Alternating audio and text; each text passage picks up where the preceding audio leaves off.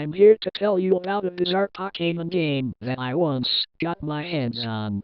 It's quite an odd story, but please bear with me and listen up. So a while back I was given a copy of Pokemon Leaf Green by a friend. She said she tried out the game but got bored of it very quickly. I could see just how quickly she got bored as she had only 3 minutes of gameplay. She called her character Leaf. I suppose it was maybe because of the game's title, Leaf Green? I wanted to play a new game, but I firstly wanted to see if she even bothered to leave Pallet Town to activate the event where it takes you to the lab and gives you a Pokemon.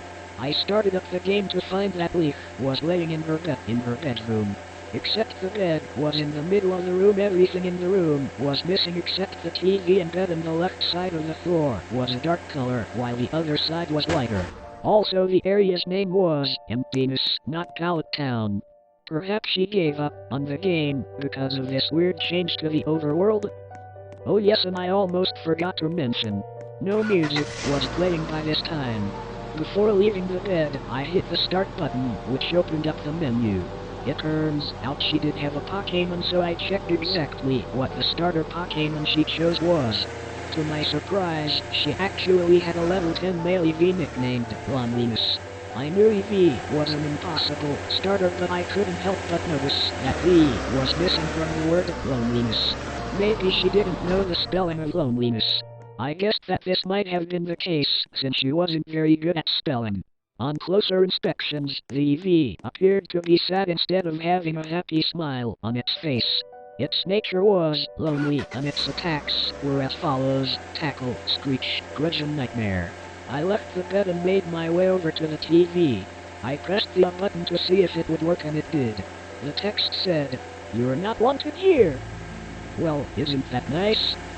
Since I couldn't do anything in this room, I went downstairs, and just like with upstairs, the only thing in the room was a TV.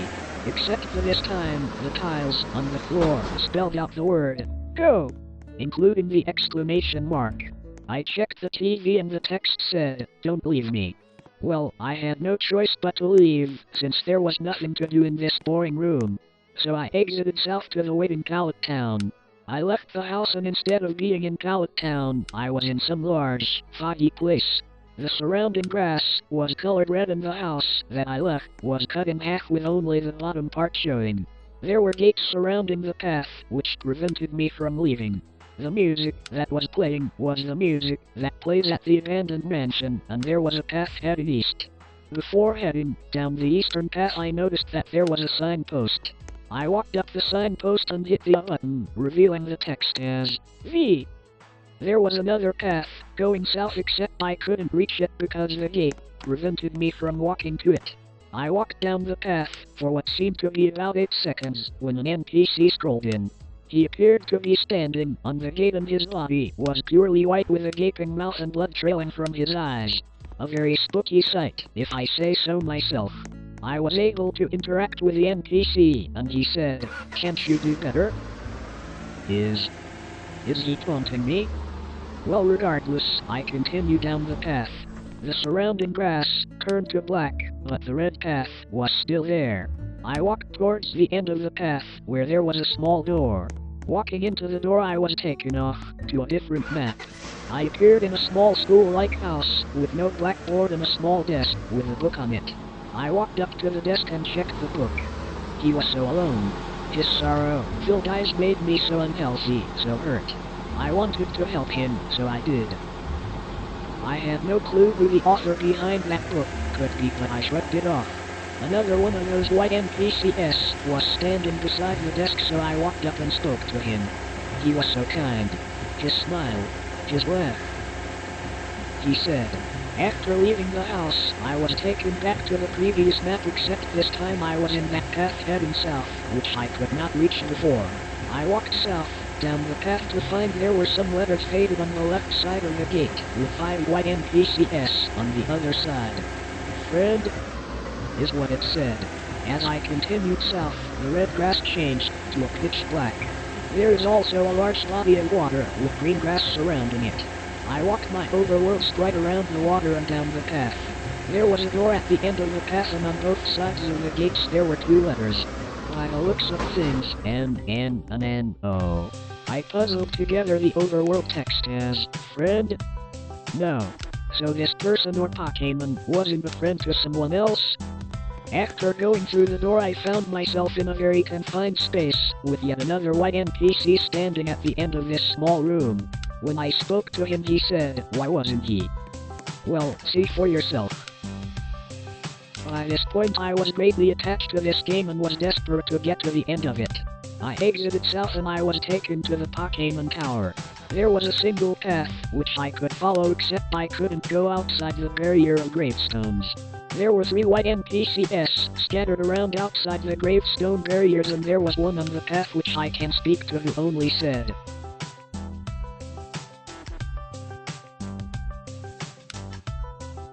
"Towards the end of the path I found an NPC who wasn't another one of those white NPCs, but your rival, Blue. He was standing in front of a golden gravestone and was facing me. When I spoke to him, he said, 'No, don't believe the ghosts. Run away before they get you.'" I was sort of confused and was still trying to puzzle together this odd story, but at the moment I wanted to find out what would happen next. I left the Pokemon Tower and now I was in Lavender Town. The music changed to the Lavender Town theme and the town had little changes to it. It was raining and the routes going north, south and west were blocked by wooden gates. I explored the town to find 3 more of those NPCs. Let's call them ghosts, since that's what Blue addressed them as. One of them was outside of the gate, so I was unable to reach him. One was standing beside the Pokemon Center and another was beside the main house in Lavender Town. The one beside the Pokemon Center said, "Oh, but we're having so much fun. Do you really want to deny us?" And the one beside the house said, check your cheek. Are you still going to believe the kid who betrayed Lonliness?" That's it, I got it. So Blue abandoned the EV named Lonliness. But why? The only way to find out was to continue with this game. I entered the house beside that ghost to find a lot of the stuff is missing. There was a lass and a bug catcher sitting at the table. I approached the girl and she said, "This is frightening. I want to get out of this NIGHTMARE." I walked over to the bug catcher and he said, "The ghosts can't get in here. I wonder why." But wait, there was a 3rd NPC in the house. Facing the window, it was the male protagonist, Red.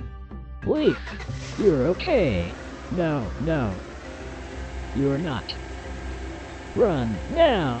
You have to discover the truth." And with that, I left the house just as Red commanded. The next overworld map was the Pokemon Fan Club in Vermilion City, except the people were missing and there was a fog there. May I also mention that the Lavender Town theme continued to play? I walked deeper into the house to find a ghost was standing beside a kind of glitchy patch of blocks. The ghost said, "Right this way. Not like you have a choice." How very true. I walked into the bundle of blocks but nothing happened and I appeared trapped. Then I tried walking back south when I was teleported off to the Pewter City Gym with no one there but Brock. The fog was still in effect as I walked up to Brock and spoke with him. "Truth," he says demandingly as I was thrown into a battle with him. At last, lively music. Brock only had 3 Pokemon, each at level 2. He sent out his first one, which was a Bulbasaur named Ghosts, as I sent out my EV Lonliness. I easily KO the Bulbasaur with Tackle as he switches into a Charmander named Tricked. The process repeated and he switched into his final Pokemon, which was a Squirtle named Him. While knocking out the last Pokemon, I noticed that together they say, "Ghosts tricked him." With that, I won the battle and Brock scrolled in who says, "Continue." And then hands me the boulders. Brock's text ends with a bundle of exclamation marks and we were taken back to the overworld. Check your cheek. Leaf received TM39 from Brock. Ghosts tricked him. He is waiting. Again. Brock said. I left the gym and I was taken to the gate which leads up to Victory Road. There were no edits here at all and I was able to pass through the gate due to having the boulders. I exited out of a house in Fuchsia City, which is placed on the path that leads you to the cycling road. Instantly I noticed the text in the top corner which said, "You will perish." The city seemed to be glitched and reeked. It was raining and no music played. Heading eastward, down the path, I saw two ghosts. The one closest to the house said, "Take in the air while you still can. Kikik." And the one next to him said, "Your time is almost up." The path continued eastward and I couldn't go north due to some glitched blocks blocking the way. I kept walking eastward towards the city gate only to find it is blocked by 3 uninteractable signs and a ghost. The ghost said, "When you find out the truth, you shall join loneliness forever, and you shall experience our being." I explored around the remote city to find Blue standing at the southeastern part of the city. When I approached him he said, "Leave." I abandoned EV after my Raticate died. The ghosts tricked me into it. So I have found out Blue to be the fool he is. I continued with this story, going through the only door in the town that would work, which was the house I entered the city from. Entering the house, I was taken off to the Pokemon Tower. I was trapped in a single 1-block space, surrounded by gravestones, with 3 ghosts standing around me. From this point onward there was truly nothing to do, so I switched off the game. A few months passed since my encounter with a very odd game. I hadn't picked it up since after switching it off and I soon forgot about it. I left it under my bed in a small box of games, not playing it until one Friday afternoon when my mother was cleaning my bedroom. I got back from college and went up to my room to see her moving the box from under my bed and placing it on the bed. "Sorry dear, I won't be too long," she said as she continued to clean my room. I took the box, gave my mother a hug and went back downstairs, grabbing my DS Lite on the way. I threw myself onto the sofa and opened up the small box to find a bundle of different games, which one to play. I looked around in the box until I saw a small, green game card hidden under all the other games. It was that weird Pokemon Leaf Green game that I hadn't played in so long. I remembered being stuck in the Pokemon Tower, but I was eager to play this game just for the old times. Upon going to the title screen, I found that there was a new file named Sorrow, which had a gameplay time of 10 minutes. From what I remembered, the last file was called Leaf, but I pushed it aside. Selecting the file, I was taken into the game. I was in a school building facing the eastern wall, and in the top corner it said the map's name, which was Neglect. There was also a ghost standing at the blackboard. I checked to see if I still had the EV named Loneliness, but instead I had a female Bennett named Unwanted at level 18. The sprite of Bennett was missing its arms, its right eye was a black void, and there was a trail of blood from its left eye. It also appeared to be frowning with a modest nature and met in at LV 18. Its moveset was Curse and Grudge, except Grudge was fresh out of PP.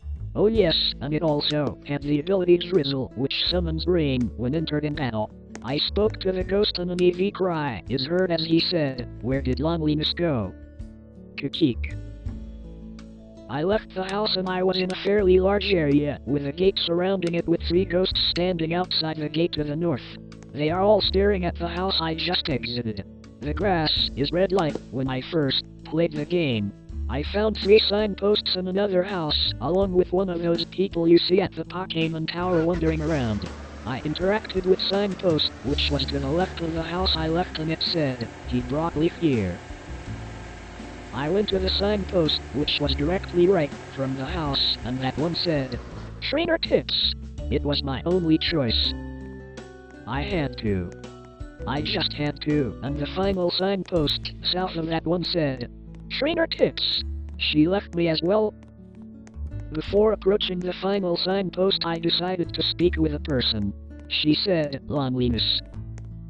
And I am given a yes/no answer. I didn't quite follow what she meant, so I chose no, and she said, "Don't lie." I tried again, this time selecting yes, and she said, "Why did you?" Okay, so from what I gathered then, Leaf also neglected this EV just like Blue did. I explored the second house to find I was in a Pokemon Center with a fog in effect. Behind the counter was a Mew, along with a ghost, both of them just saying. At the escalators leading to the top floor was red. I walked my character over to him and he said, "I don't know you." "What?" "We had met in Lavender Town." Maybe he said that because Leaf abandoned EV as well, I thought at the time. I went up the escalators and I was teleported to Route 22, right outside the Pokemon League gate.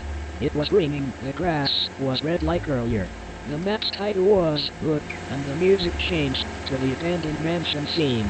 I tried entering the League building, except the doors wouldn't budge, so I chose to follow the path that would lead me to Viridian City. While following the path, I passed a signpost. Upon interacting with it, I heard an EV cry as the text displays the words, "Eradicate died. He doesn't notice me, still." The ledge, where you could normal hop over, was changed to a gate, and on the other side of it spelled the word, Look. I continued around the path until I got to an area where I couldn't pass due to gates blocking the way. On the other side of the gate, there appeared to be another letter formation. This time it just said, E. Just a little north from there was a small door in the cliffside where I was able to enter. I was taken to a room where in the center where there were tiles spelling out the letter E again. So that's 2 E's I've seen now, I thought. To the north of the room I saw Professor Oak. I tried walking past him, but he stopped me and said, "Loneliness isn't the only one." E. And sent me back. I walked back to where I entered and left to where I was warped off to a cave named Loneliness. By the looks of things, I was at the northwest part of Mount Moon. The music ended to silence and the cave was filled with a fog. I walked south, where I found a signpost, and just like with the previous one, I heard an EV cry as I interacted with it. I feel so unwanted. The signpost said. I continued walking south, where I met with Blue. He was nothing but a curse. He said. The screen faded to black, and then faded back in, and Blue was nowhere to be seen. I chose to explore the cave a bit, walking eastward from where I spoke to Blue. Suddenly, the room changed, as if I exited through a ladder. From what I gathered, I was in the lower part of the cave, with a large pathway, shaped like a C. As I walked around the path, I found a third E written on the ground. I headed towards the end of the path to a waiting ladder, where I left the cave into a route with a single pathway heading east, similar to the first path in the game, except I was surrounded by endless cave walls instead of gates. As music began to play, I noticed that it was Lavender Town's theme song. There was a signpost there, and as I interacted with it, I heard an EV cry as the text appeared on screen, saying, "I'm not a curse." Towards the end of the path, I found a single patch of grass, and as soon as I stepped into it, I was engaged in battle. A level 10 EV scrolled in, but instead of it saying, "Wild EV" appeared, it said, "Loneliness looks sad." I sent out my level 18 Banette, and Drizzle was activated. Since the Banette was fresh out of Grudge TP, I have no choice but to use Curse. Unwanted use Curse. Unwanted wants Wild Loneliness to suffer. Wild Loneliness use Grudge. Wild Loneliness is bearing its emotions. Rain continues to fall. Wild Loneliness is feeling agonizing pain. Since I couldn't use any other attack, the battle just continued with a seemingly endless cycle until Loneliness finally fainted from the curse, except it said, "Wild Loneliness died." My Banette gained some EXP, and I was sent back to the overworld. This time, it was raining, the map's name was Suffer, there was no music playing, the grass patch was missing, there was a door in the wall above me, and the overworld sprite of my character had changed. Her body was completely white, her eyes were red, and she had red markings on her hands. I checked my trainer card to see her sprite matched her overworld appearance. I checked my Pokemon to see I still had Unwanted, and I did, but it was back at full HP and Curse was back up to 10/10 PP, but Grudge was still at 0/5 PP. I went through the door, and I appeared outside Lavender Town's Pokemon Tower. The grass had changed to red, it was still raining, the gates have changed from wooden ones to white ones. They were also closer, leaving me with a little less space to explore. The Pokemon Tower's door was missing, the music kicks in as the Pokemon Tower theme, and there are 4 signposts beside the tower in order. I read each one of them from top to bottom, and their text is as follows: "Why didn't you listen to me? Now you're cursed. You could have saved us both. Do you regret?" I remembered that the signpost before the battle with Loneliness said, "I the curse. And before that, the signposts constantly labeled loneliness as a bad curse. This led me to believe that it was loneliness who was speaking through the signposts. Outside of the barriers were 3 ghosts, and when I explored the houses, there is no one in them. However, in the last house I checked, which is the one most southwest, I found that the tiles were white with E written on the floor in green.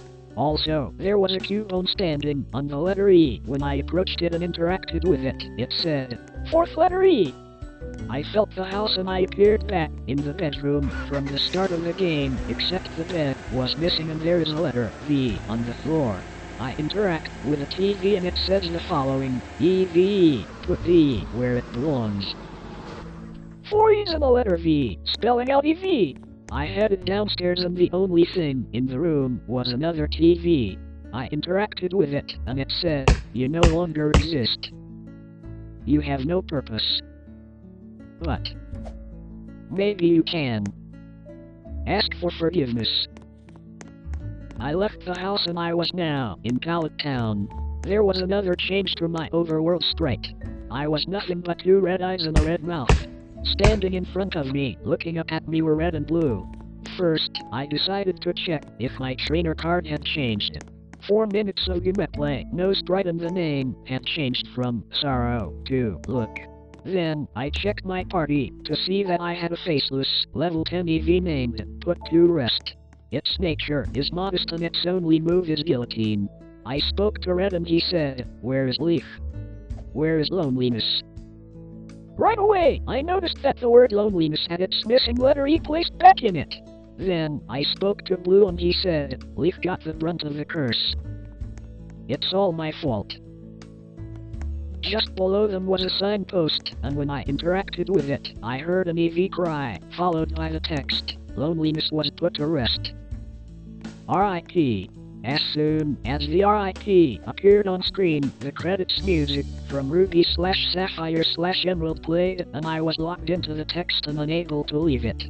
The music would play until the end, and once it did, I was sent right back to the start of the game, where I have a level 10 EV named Loneliness. I understand the story now, but do you understand it? Hi everybody, Good Buddy Kaio here. I'm not really used to this. Sorry for the nervousness. I'm not really sure about how to go about this. I mean, it's sort of out of the blue, but I want to at least put what happened out there for other Hetalia fans like myself. I guess I'll just talk type or whatever and just get this through. As much of an interesting experience this was, I'd rather not remember it and continue on with my Earth life. Alright, so, this happened a while ago, before school started, that it went down. But I should probably go back even further to when it really first started. It was when Axis Powers Hetalia was in full swing, 2nd season was still bounding through the fandom and giving out new glorious episodes every Monday. My older sister and I were both very involved in the series, which was a rare occasion since she often didn't share interests with me. Oh sure, I would force myself to get into whatever she was getting into so we could at least have a reason to hang out, but this was the first she came into my fandom without me working for it. It was really nice. Considering it was still unknown in our small town, it was even nicer to just have someone to relate to. She and I cosplayed it together, watched episodes together, got merchandise together, you know, the whole kit-kat-boodle. Though she was always able to get more stuff than I was because she actually had a job. At some point, she actually bought a bootleg DVD of Hetalia so she could watch it anytime, a picture of which I've provided here thanks to my mother lending me her camera for a second before she had it sold the next week. Of course, all the episodes just being ripped from the internet sites that had them subbed. I watched 1 or 2 episodes with her, but really I was content with watching them online, so I left her to it. About 2 or 3 days after she got the DVD, she acted really weird, is the best way I can describe it. In a drop of a hat, she dropped the whole Hetalia series, setting aside her merchandise and shelving her Hetalia cosplays, even selling some of them. When I tried to ask her about what was up, she just said she didn't want to talk about it, to the point that she'd glare at me if I mentioned it to her. I was extremely disappointed at losing my sister when it came to sibling bonding in the fandom, at the time just figuring she grew out of it or found something even better. That mindset especially fitting when she started to read Homestuck soon after it to have something to do. Now here's where it got even weirder. Now it's been a while since then, probably like about a month or so. I'm not sure why, probably a phone call from my best friend. I got the urge to watch some episodes with just some classic good old Italy. Though currently the internet was being worked on by my father since he was changing phone providers and all that mess, so I decided to look for that hetalia DVD my sister had.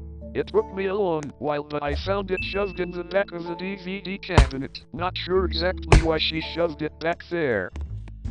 Well, at the time, the bootleg wasn't that bad really. It had fan art of the Everyone Has Chibi's Around the World with a title on top. Same for the disc, just printed on fan art. I popped the DVD in the player in my room and decided to look through the episodes to find a really fun one, maybe the one when Romano is first introduced. As I went through the episode choice option though, I found something really weird in between episode 23 and 24. For those who don't know, it's the Liechtenstein and Switzerland episodes. Very cute indeed, tilde, and the 24th has the conclusion of the Axis on an island arc thing. But there was another square choice like an episode, but there really wasn't a title next to it, saying what number it was or what the episode was about. Though it wasn't that it was untitled that caught my interest, but the screenshot of it.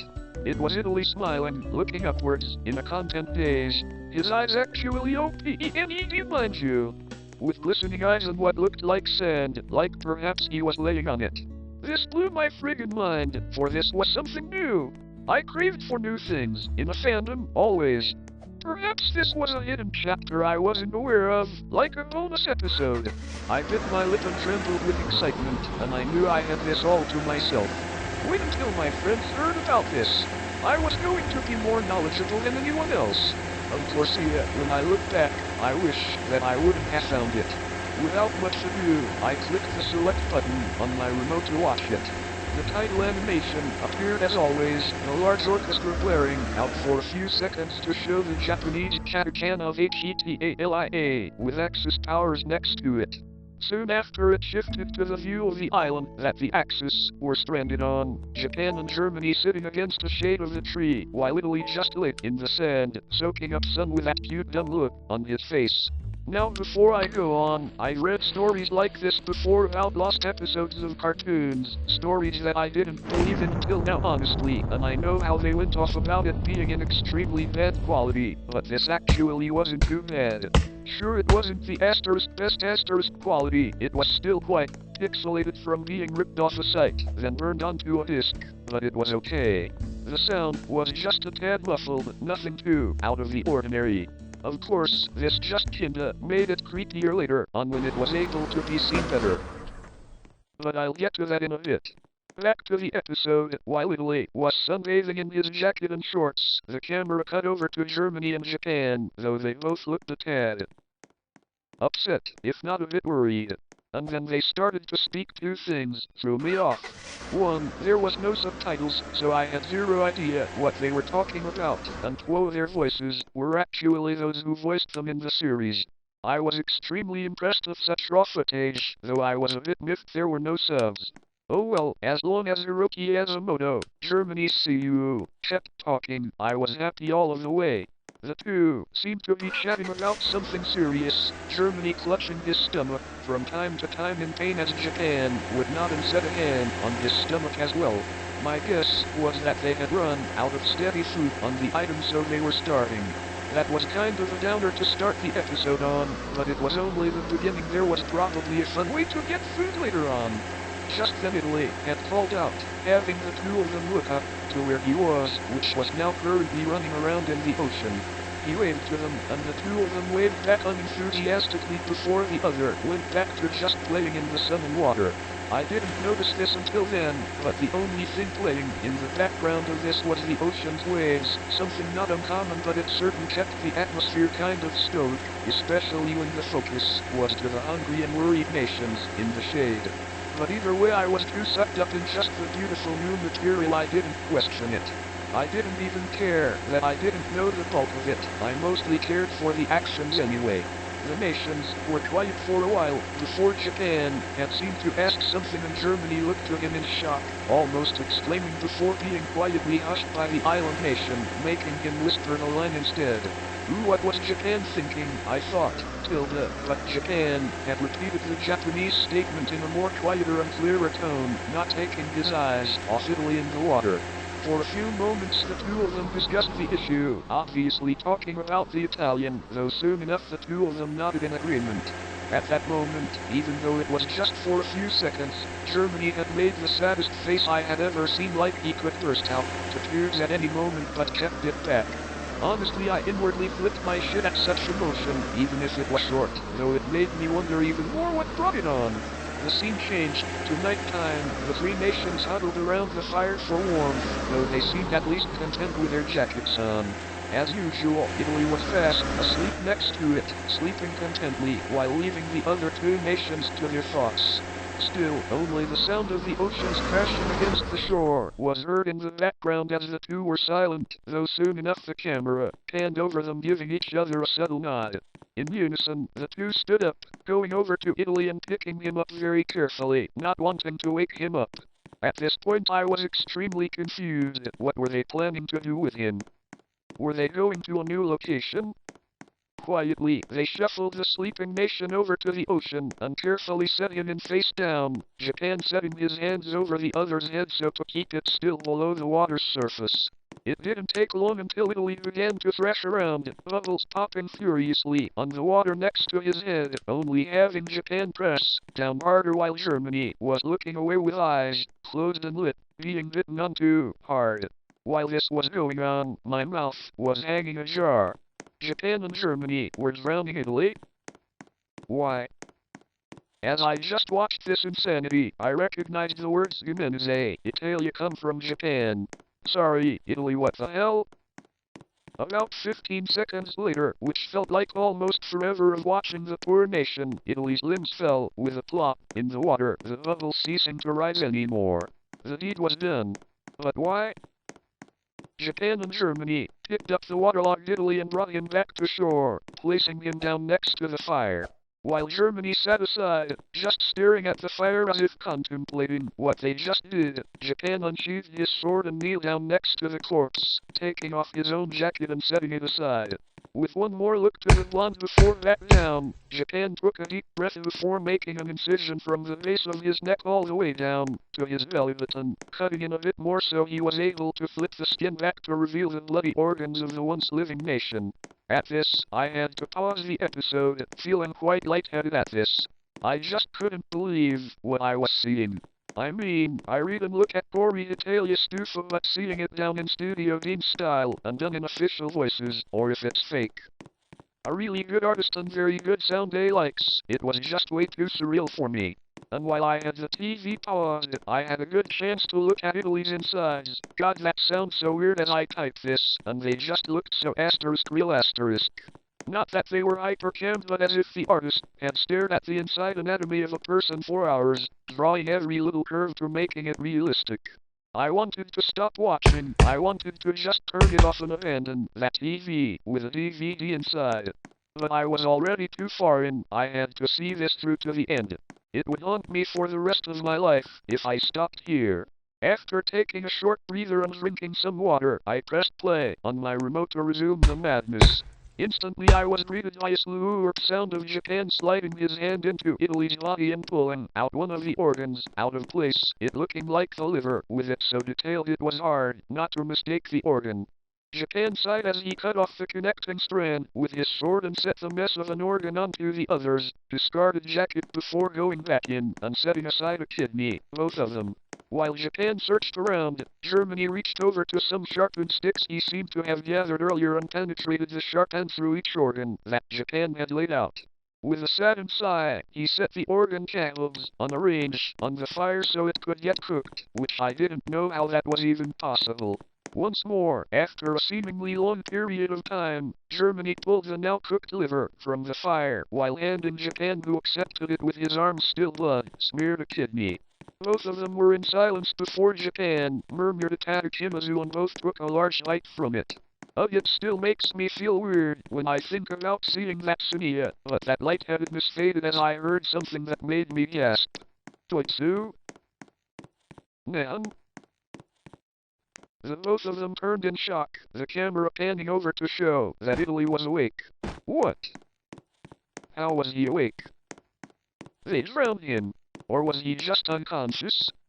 Hell, I wasn't even sure what was going on, and it seemed like the other two had no idea either. Germany and Japan tried to explain themselves, but Italy began to grow more panicked, slowly getting what was happening, and he began to scream in pain, fear, sadness. I couldn't even pinpoint what emotion was there. But it was so weird to hear him like that. It almost sounded like the man voicing him was in a large amount of pain himself. Germany and Japan went over him, trying to get him to be quiet. Though after the large confusion of everyone yelling at once, Germany was the one to finally scream for everyone to be quiet, shaking Italy to try to make him quiet, resulting to just tugging the girl to make him stop momentarily. At this point, when I should have left, I was practically at the point of tears. Germany talked, trying to appear strong and try to explain their situation. My guess of the situation was there was no food left, so they were going to eat Italy since he was the weakest. Though he was a nation, right? They were all nations. Why did they have to resort to that? Was that why Italy woke up? Soon enough, Italy gave an understanding nod, whimpering in pain and fear as well. He sputtered out something, pausing at a point to cough, blood drooling down his chin. Now it was Japan's turn to talk, seeming to try to comfort him in a soothing tone. And after his small speech, Italy nodded once more before looking down, seeing that Germany was gripping his hand tightly. With another nod from the German and Japanese nation, Japan went back over and scooped his hand into his now somewhat functioning body, pulling and cutting out his spleen and setting it aside. Italy almost screamed, reduced to a sort of mixture of whimpering and sobbing. The camera cut to a view of his and Germany's hand, becoming more constricted against each other. The shot panned up to the frowning Germany, who once glanced to Japan's work before speaking again, calling Italy's attention. He spoke for a bit, trying to smile, and soon Italy smiled back at him, for once in the series actually opening his eyes to reveal their golden honey color and called him the familiar word he used to call him Captain. Then there was a time skip and soon, a large portion of organs was lying on Italy's jacket, things I could recognize being intestines, pancreas, bladder, practically everything but the brain, lungs and heart. Japan wiped an arm to his forehead, smearing it with blood accidentally before impaling them on sticks and sticking near the fire. He turned back to Germany, who was still holding Italy's hand. He crawled over to get a closer look, and Italy had seemed to pass on again, his eyes lightly glistening and staring blankly upwards, with a small smile on his face. This shot was the very one showed in the menu. Japan looked up to Germany, seeing that he was frowning, blue eyes glistening with tears as he still tried to get over having this happen to him. Japan set a hand on his shoulder, murmuring something seemingly comforting, making Germany nod in agreement and sigh shakily. Japan frowned lightly at this before he moved aside, grabbing the dead Italian's free hand and squeezing it lightly, saying something to Germany before looking to the fire where the organs were roasting. Germany glanced back to the fire for a moment before looked up to the sky where Italy was staring, the camera panning upwards to it, past the stars and everything until it was completely black. And then the next episode started playing. Just like that, no credits or anything. Just left the episode on a cryptic or optimistic note. I have no idea. I wish I could have it run on my computer to get screenshots, but the disc refuses to play on here for some reason, and I don't really have a good camera to snap a clear picture. My friend Fia was kind enough to get 2 screenshots for me, though the disc only worked on her computer for so long. But I'd rather not look at that again. It may not sound as bad when you read this, but that made me get away from hetalia for a while honestly. Though I am not as weak-stomached as my sister, I still love the series and I will continue to love it. But since then, I refuse to watch any anime episodes. I would prefer to see fan-made or other official ones anytime. I know this may sound strange, but I've just recently come across the creepypasta website and all of the terrifying stories it provides. I know what you're thinking, but yes, I do use the internet. However, when I do, I try to steer clear of forums, which is what I assumed creepypasta was when I first heard about it, just a bunch of strangers conversing about ghost stories via web. Boy, was I dead wrong. It's only been a month or so, and I've already spent hours upon hours reading the more popular stories, and although most are indeed terrifying, there are some I feel are a bit ridiculous.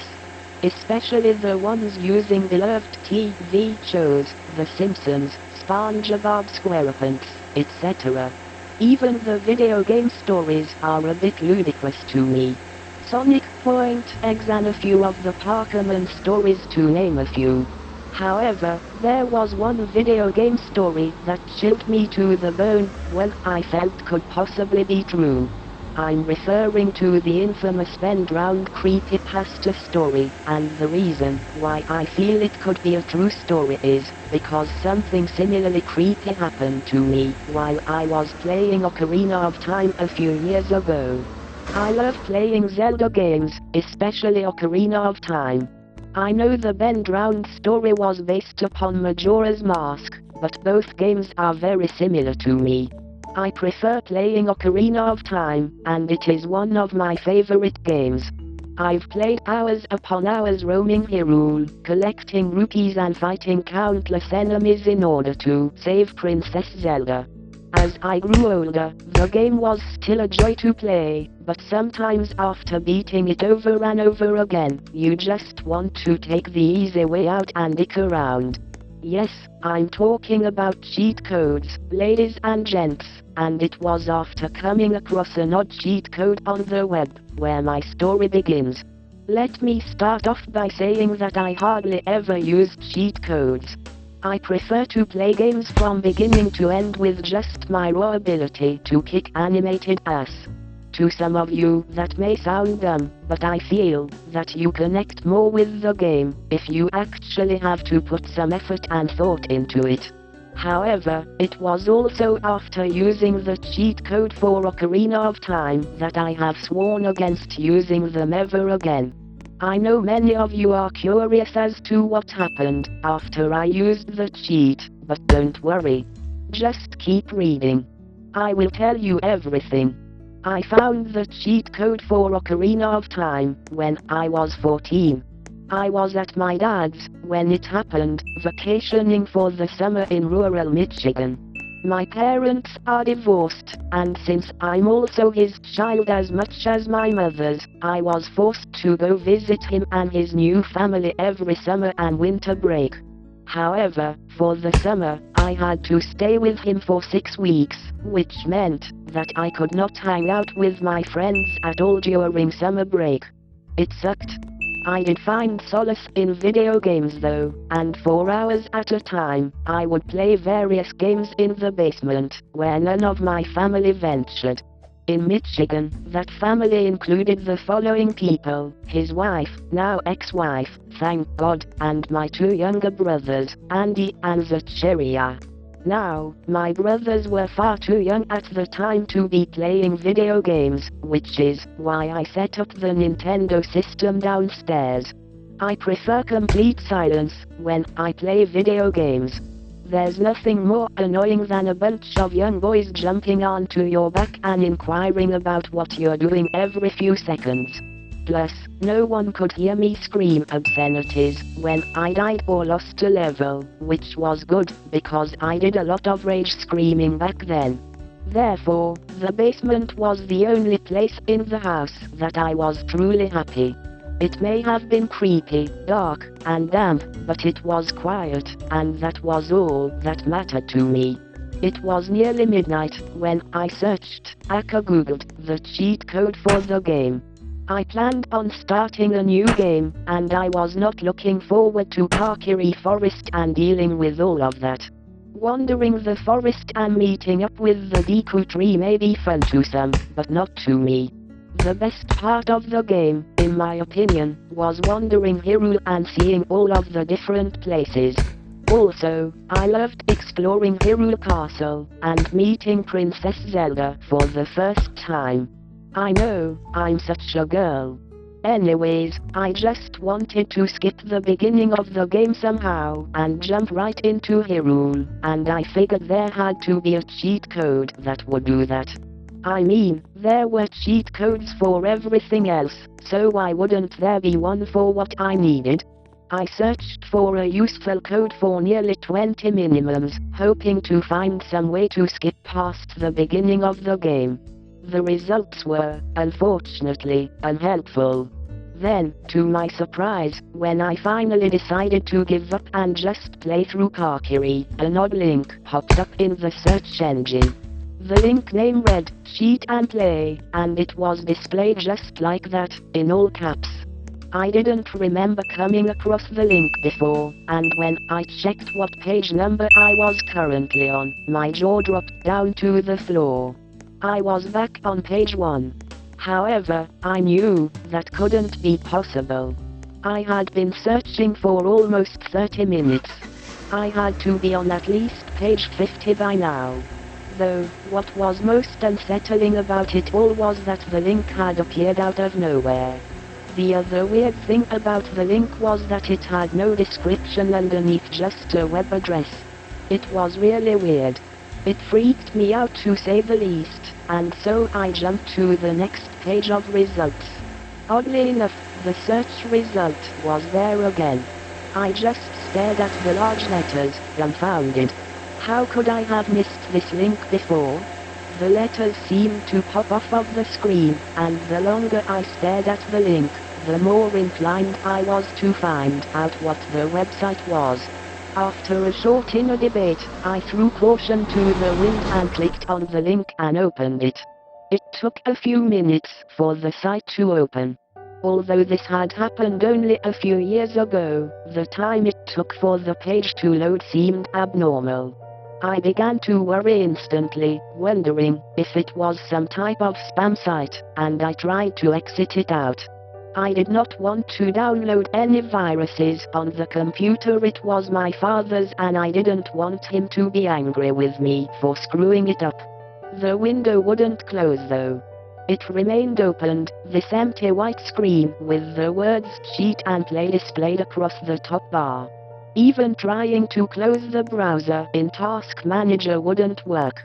Ultimately I ended up sitting there, staring at the monitor, praying for the website to be clean and legit. And then, suddenly, the website finally appeared. It was pretty plain looking. It had a basic black background with the title Cheat and Play at the top of the page in what looked to be a bright red impact font. There were 4 small links displayed in the middle of the page too. They were also in a red impact font. I had a choice between Super Mario 64, Donkey Kong 64, Banjo-Kazooie, and The Legend of Zelda, Ocarina of Time. I thought it was odd that the site only had cheat codes for Nintendo 64 games, which were quite old at this point in time. The PS2 and Xbox were already released. However, I didn't really give it much thought, as I should have. Although my game was listed on the page, I didn't jump out of my chair with enthusiasm just yet. After all, I had just spent half an hour searching for a code, and although I had come across many websites with cheat codes for the game, there hadn't been any for jumping levels. Even though I wasn't expecting results, I clicked the link and waited patiently for the page to load. This time, surprisingly, the page loaded in a matter of seconds, and there, in the middle of the webpage were 4 more choices. This time, I could choose between infinite health, infinite rupees, unlockable costumes, and level jumping. My eyes brightened when I read the last one. Finally, I had found the cheat I was in dire need of. In my overzealous state, I completely forgot about how strange the site was and I clicked on the link. On that page, there was an image of a young Link smiling with his sword raised high in the air, but underneath the image were the instructions and the actual cheat code. The instructions explained that after opening the game and waking inside the tree house, I had to press the following buttons: right plus left yellow triangle, press the B button twice, then hold A plus the right trigger. After doing so, a small cave would open in the room on the right side of Link's bed. Once it appeared, I had to walk through it, and it would take me all the way to Hyrule Field.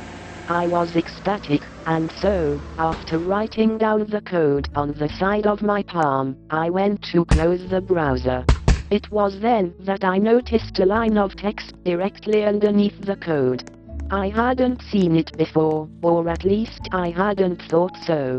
It was smaller than the text of the instructions, and I had to peer closer at the monitor to even comprehend it. But when I did, the text read, "This cheat code may cause complications and/or glitches to your gameplay. Play at your own risk." I wondered why the last line was in all caps, but I figured the creator of the site was just trying to warn the players that it could potentially harm the game. I didn't heed the warning though, and with one last look at the image of the smiling Link, I closed the browser and left the room, eager to begin playing. Now, when I finally sat down to play, it was nearly 1 in the morning, but I didn't mind. I was a young teen, and I stayed up rather late. It was summer after all, and I loved not having to wake up early. Besides, nothing beats late-night video game playing. I turned the television and the game system on, and once I had settled back in my papa-sant chair, I started a new game. I named the file Zelda, which I know sounds odd, naming Link Zelda, but oh well. That's just what I named it that night. The game opened up, as it always did, with Link dreaming and the Deku Tree ordering Navi to go find the boy without a fairy. I waited patiently, reading lines I had read at least a dozen times before. I had played the game so much in my short lifetime that I could practically recite the Deku Tree's words. Then, finally, it was time for me to wake up. Navi introduced herself, explained that the Deku Tree had summoned me, and I jumped off of the bed. My pulse raced with excitement at this point, and I glanced down at my palm and followed the commands. As soon as I input the code, the secret jingle that I'm so very familiar of, and I'm sure you guys are too, rang out, as part of the wall next to Link's bed disappeared. There, in the wall, was a small black opening. My jaw dropped. I couldn't believe it had actually worked. I walked towards the new opening, eager to find out where it took me, but when I did, Navi began flying around me frantically. "Hey, listen," she kept saying, over and over again. I tried moving away from her, but she followed me wherever I went. It was actually quite annoying. I wondered if she had something important to tell me, something pertaining to the cheat code, but whenever Navi would try to talk, only lines of dots would appear, scrolling across the screen slowly. I waited to see if she would eventually tell me something, but she never did. I quickly grew tired of listening to her scream "Hey, listen," and after managed to maneuver around her hovering form, I walked through the dark hole in the wall. Now, what happened next was really strange. After walking through the opening, I was brought to what appeared to be a great fairy fountain. That familiar pretty music was playing, and I spotted 2 large stone pillars at the far end of the room by the large pool. I also noticed there were 2 torches resting on top of the pillars, but the flames were extinguished. I was confused about why I had ended up here. I had remembered that the website explained that after inputting the cheat and entering the opening in the wall, I would end up in Hyrule Field.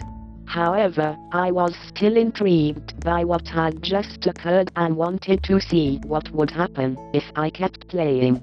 At this point I wasn't scared, I simply figured the game had glitched because of the cheat code. I glanced around my surroundings once more, realizing that something was different here. Instead of the usual bright and beautiful fountain area, this place I now found myself in was dark and damp. There were puddles of water all over the tile floor, which was cracked and smeared with ugly black streaks. As I grew closer to the pool of water, the music suddenly ceased playing. It was dead quiet, save for my loud footsteps, as I grew nearer. Then, suddenly, the two torches blazed with fire and I dropped the controller into my lap from surprise. The fairy's laughter echoed around the room, catching me off guard and causing my skin to sprout goosebumps. I waited for her to appear before me in the empty fountain, but she didn't. Instead, the screen grew darker, and I couldn't help but gasp when Navi started swirling around me again, her voice even more shrill than usual, as she shouted, "Hey! Watch out!" That's when I really began to freak out. If this was a glitch, it was seriously disturbing.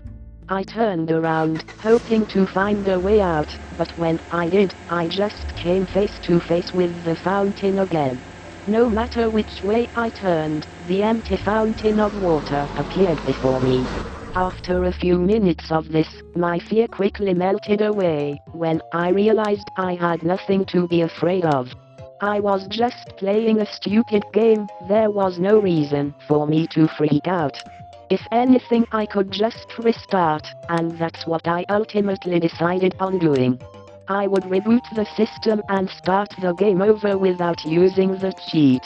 It was simple enough. As soon as I made the move to slide off of my chair and turn the game off, the Great Fairy's laughter returned, but this time the speed of it was slowed down. The sound was eerie and menacing, and I froze, now in an awkward position with half of my butt hanging off of the edge of the chair and my right arm reaching out towards the N64.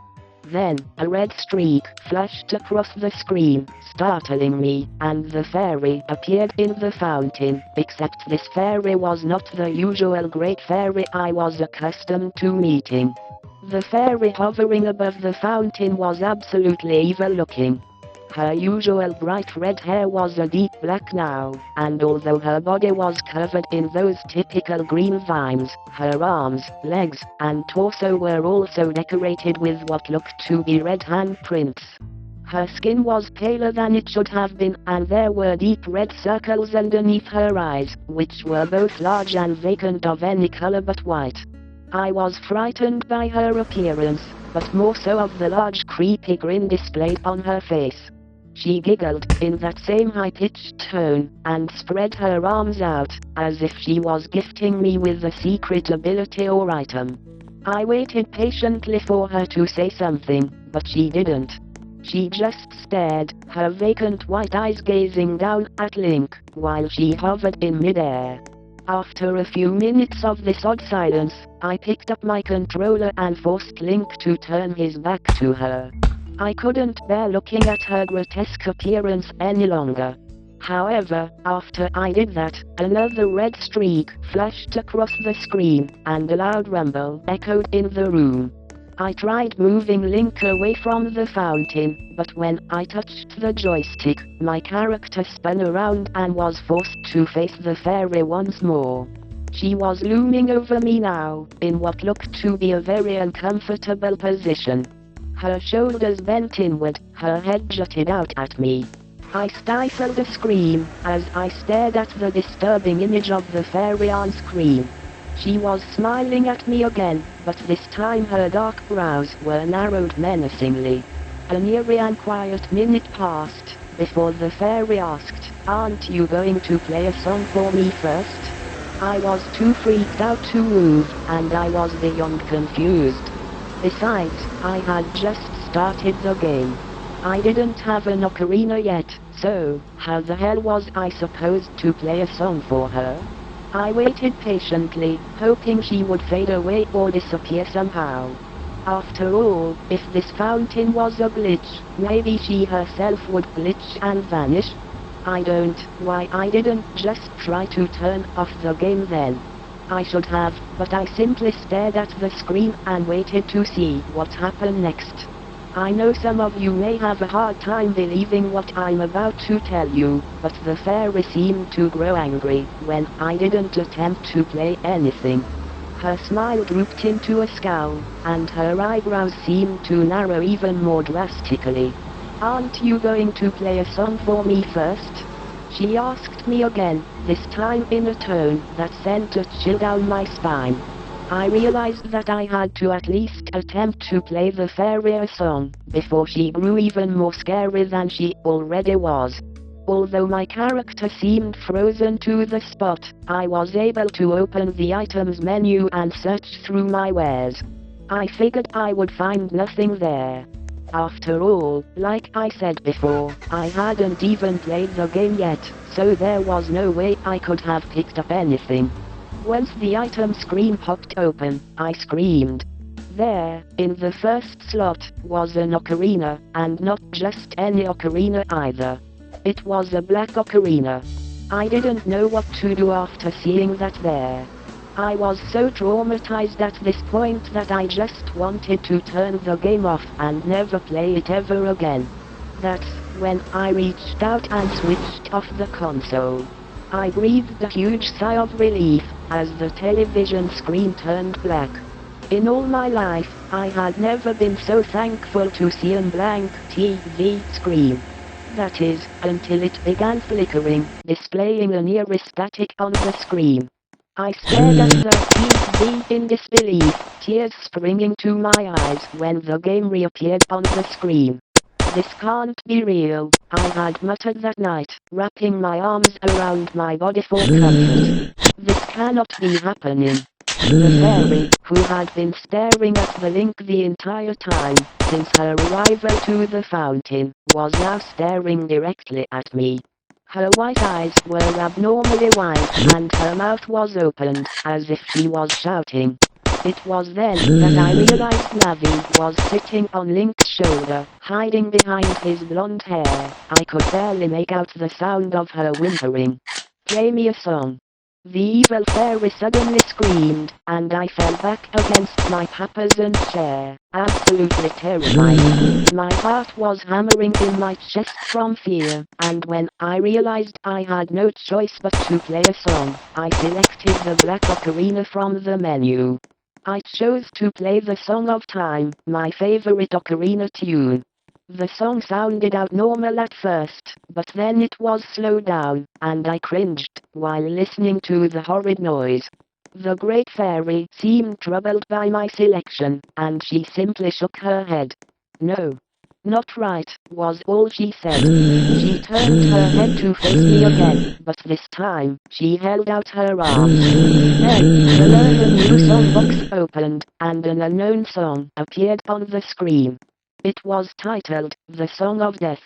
The yellow arrows appeared on screen, and she stared down at me with an expectant expression. She wanted me to play this song for her. I had never heard of the song before, and I was pretty sure that there wasn't an actual Song of Death in the Ocarina of Time, which only caused me to worry even more. If I played this song, what would happen? Would the game end? Would I be let free? I pondered all of these questions, but I decided I didn't really have a choice but to play it. I followed the direction of the yellow arrows, top, right, top, left, down, top, down, left, top. The song was absolutely horrifying. It didn't sound like a normal ocarina song at all, and I wrapped my arms around my body to keep myself from trembling. All the while this was taking place, I was pondered the idea that I was simply having a nightmare. Unfortunately, I wasn't so lucky. While I was disturbed by the song, the fairy was overjoyed. She did a backflip in midair, giggling happily as the music played. What happened next caused me to scream and cover my eyes. The Great Fairy suddenly froze, her usual creepy grin displayed on her face, her arms opened wide, her legs bent upwards at what looked to be 90 degrees.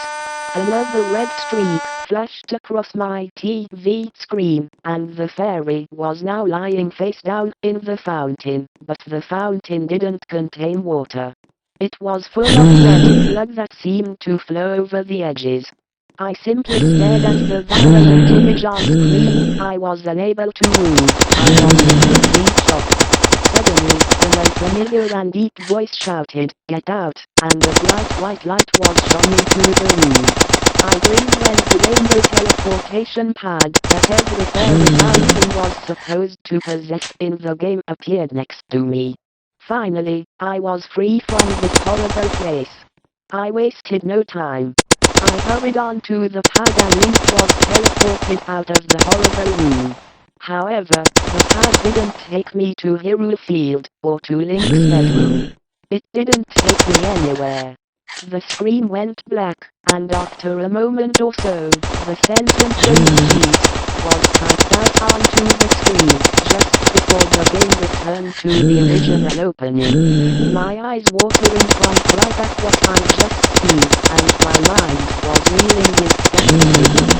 The game had known I'd been cheating all along? How was that possible? But more importantly, was it trying to teach me a lesson by putting me through that devastating ordeal? I ultimately decided that it didn't matter.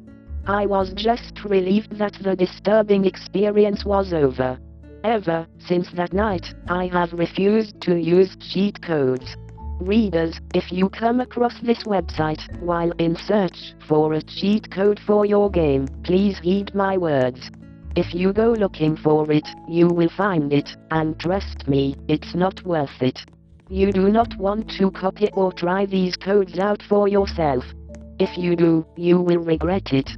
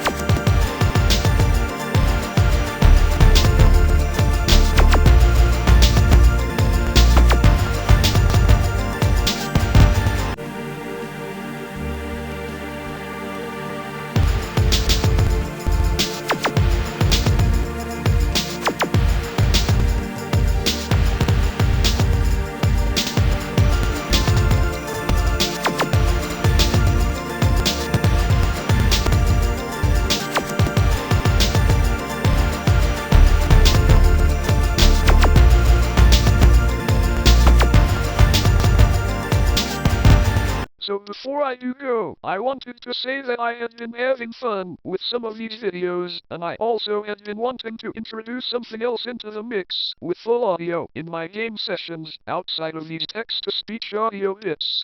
And for now, I should go ahead and sleep, since I have to be in school and work tomorrow and Tuesday. Have a good day and see ya in the next video.